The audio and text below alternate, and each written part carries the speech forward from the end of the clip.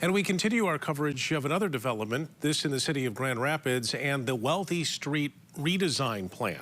As we reported last night, this plan will add bike lanes on both sides of the street and ultimately reduce the number of street parking spots. News 8's Katani Cooch caught up with a neighbor who lives in that area, and she's in studio live for us tonight. Katani.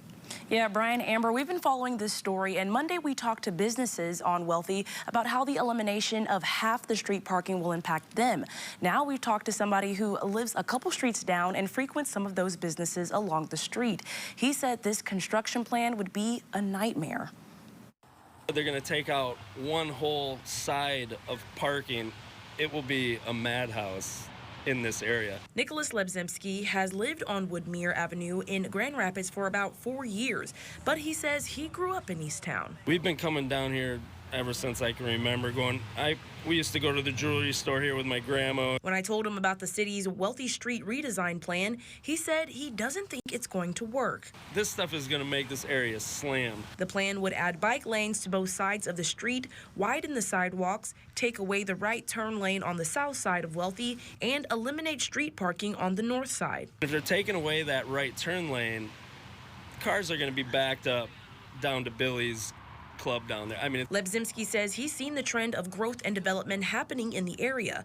One thing he says he's not seeing is available parking. They keep building and building and building, and they're not building any parking. He believes this new plan will not only add to the problem, but create another one on the neighborhood side streets. The side streets are already taken up by people that live in the area, and there's tons of young renters. The colleges, everything.